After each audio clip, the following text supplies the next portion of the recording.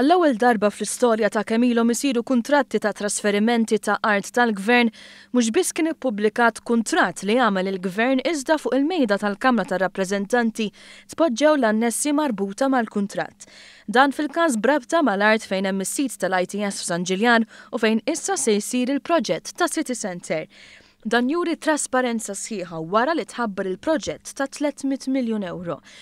Fil-Parlament, il-Ministru Konrad Mizzi spjega b'mod dettaljat il-proċess ta' kif ingħata l-kuntratt li kien ippubblikat minnu fih.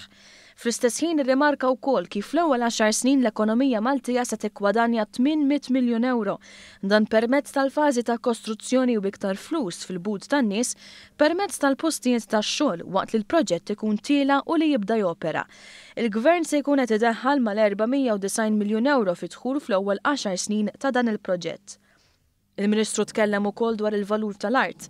Qal il-kumpanija rispettata internazzjonalment Deloitte ġiet ingaġġata biex tagħmel il-valutazzjoni tal-art fl-2016. Qal li l-proċess tal-evalwazzjoni kien wieħed rett u se jservi ta' mudell għal proġetti futuri. Fuq kollox lista sħiħa eżempji ta' kif art fi snin oħra ingħatat brata ferm orħos milli ngħatat f'dan il-każ, fost oħrajn f'Manuel Island u Tinje kif ukoll fi Smart City.